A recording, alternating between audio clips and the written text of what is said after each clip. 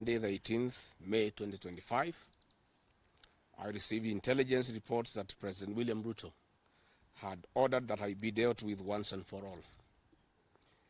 And since the goons sponsored by the state on several occasions had failed, police and other state security agencies had to come in. At about 11 a.m., same Sunday, 18th May 2025, this information was communicated to the Inspector General of Police, the Director General of the National Intelligence Service, and the Director of Criminal Investigations by the CS Interior Kipchumba Murkomen, and consequently, a killer squad composed of 101 lethal and dreaded officers from the administration police and seconded to the National Intelligence Service, accompanied by officers from the DCI, the Anti-Terrorism Police Unit, the General Service Unit, and the regular police were deployed. This killer squad have been carrying out extrajudicial killings and abductions. Yesterday, they were mobilized and cordoned off and blocked all exits from Gatanga constituency. This squad was armed to the teeth and hooded and with masks to conceal their identity because of the heinous acts they wanted to commit on us. This is despite that there are existing guidelines from the High Court that officers should be in uniform and not conceal their identity. At about 2:30 p.m., we received further intelligence from the deployed patriotic officers who are not in agreement with the information that they had clear instructions to plant arms and weapons in our convoy to provide evidence to arrest us and get evidence that they could charge us with in court. After about 30 minutes, the killer squad was joined by their counterparts who are highly trained in the use of biological weapons. Their instructions were to poison me through inhaled chemicals that would paralyze my brain within 3 months. This was the intent and the purpose of the whole operation. My team and I sought alternative routes as guided by the deployed security personnel, majority of whom are our supporters and opposed to what is going on. We have credible information that President Ruto has directed that my private security personnel be disarmed and be targeted for withdrawal of their licenses so that they can leave me vulnerable to allow room for goons to attack and possibly eliminate me. President William Ruto has expressed ungovernable anger that the state-sponsored goons are being overpowered by my private security personnel who are licensed gun holders. President Ruto is furious that the people of Kenya have not forgotten about the Kiambaa church massacre, where children and women were tortured in the 2007 and /8 post-election violence, and is unhappy that I keep on reminding the people of Kenya of the heinous act. I want to say that although Kenyans forgive each other, they cannot forget this, and there is nothing the president can do about it. The president was also utterly livid that I exposed his grabbing of 5-acre piece of land inside Gong Forest, where he intends to put a private hotel. About my statement on post-election violence, this was a precautionary statement and not incitement. It is based on historical facts and past electoral experiences of 1992, 1997, and 2007 controversial elections, that we must have a free and fair election in 2027.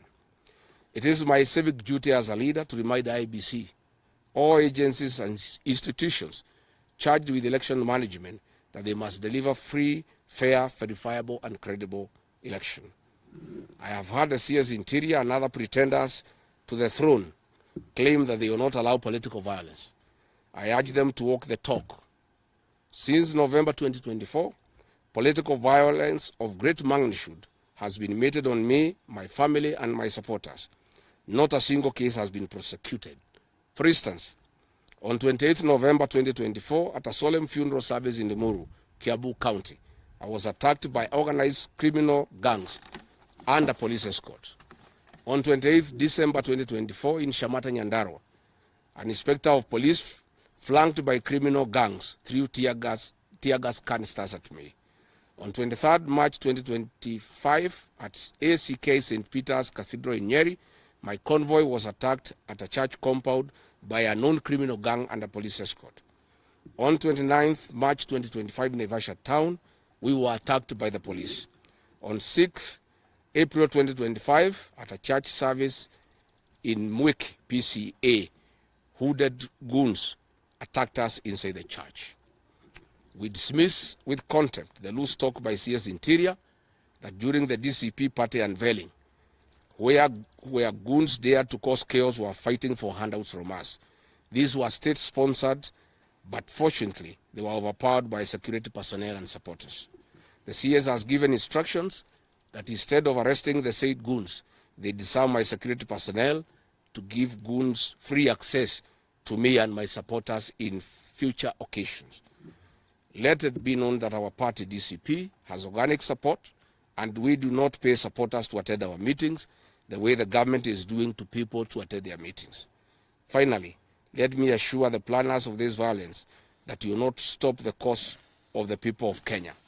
The one-term movement and the DCP party popularity will not be stopped and will not be slowed down. The cause to liberate Kenya is not about Rigathi Gachagua. All the leaders with me. Wasting time and resources to stop me is a zero-sum game. The people of the Republic of Kenya have said that lies must stop, roads must be built, corruption must stop, abductions and extrajudicial killings must stop, education and health systems must work. They are some of the things that are making the people of Kenya restless. We are putting our supporters on high alert that they have the right to express their frustrations if injustice is meted on us. My supporters and I will not be cowed or intimidated by the use of the criminal justice system to manage politics.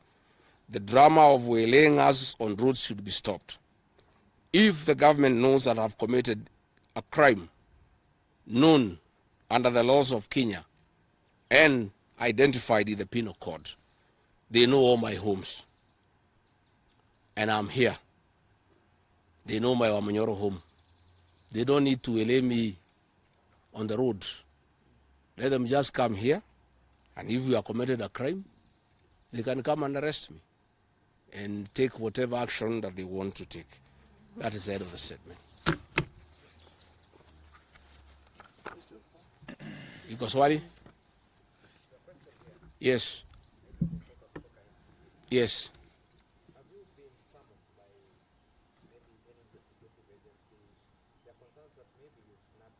I have not been summoned by anybody, and I'm waiting if there is any summon.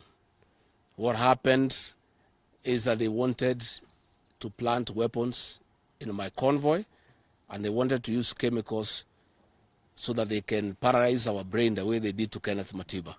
And that is why we had to take an alternative route to get here. I would have wished they came here instead of wailing us on the road and using those dreaded criminals who are responsible for abductions and extrajudicial killings. And that squad works under the Director General of the National Intelligence Service. It's 101 officers who are recruited from the administration police, and they have been given special training by the National Intelligence Service, and they are responsible for the abductions and extrajudicial killings. And that is the squad that had been planned yesterday and mobilized so that they can incapacitate me and my people. Yes.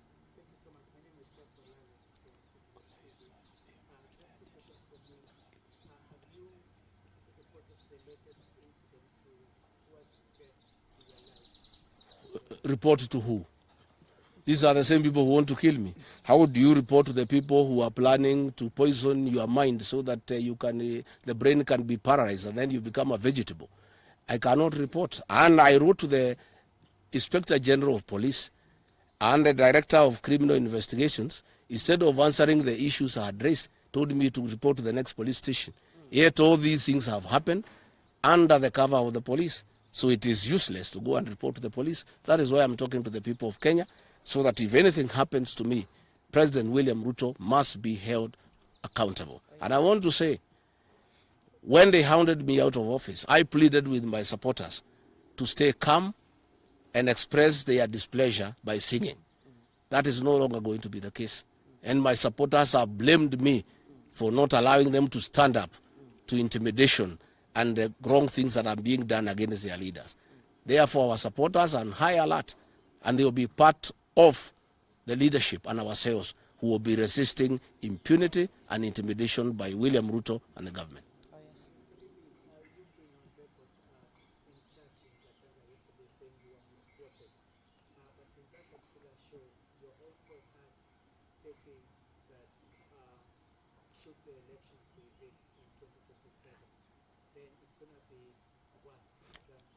I didn't say I was misquoted. I said the interpretation is wrong. People are not interpreting what I said correctly. Mine is a cautionary statement. And history is very important. During the finance bill of 2024, I did caution President William Ruto and the cabinet that it will bring problems because I listened to the people of Kenya. When a member of parliament from Rift Valley says that even if the votes are not enough, they will know how to manufacture them. When another leader from Rift Valley say they can rule for 24 years. These are the things that have put the people of Kenya on notice, and people are speaking. And as a responsible leader, I must caution IBC that the people of Kenya are saying, please don't try. And we are saying we must draw parallels from history. And all I was saying is that that has happened before in 2007, and it is possible it can happen now. And I was asking IBC to be patriotic enough to make sure they don't put the country into a crisis. That is all I did. I did not ask anybody to cause violence. I did not say people will fight each other. I just said, let's be careful. This has happened before, and it was bad. And from the way people are speaking, it could be worse. That is what I said. Yes, Waweru.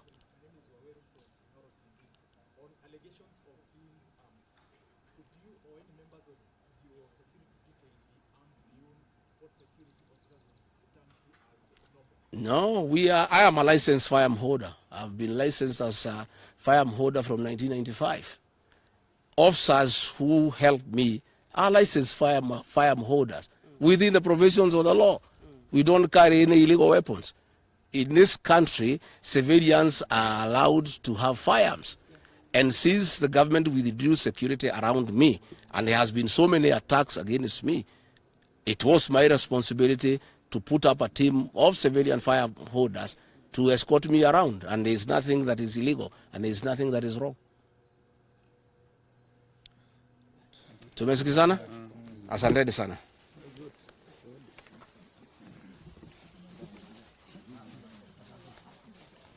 Karungo.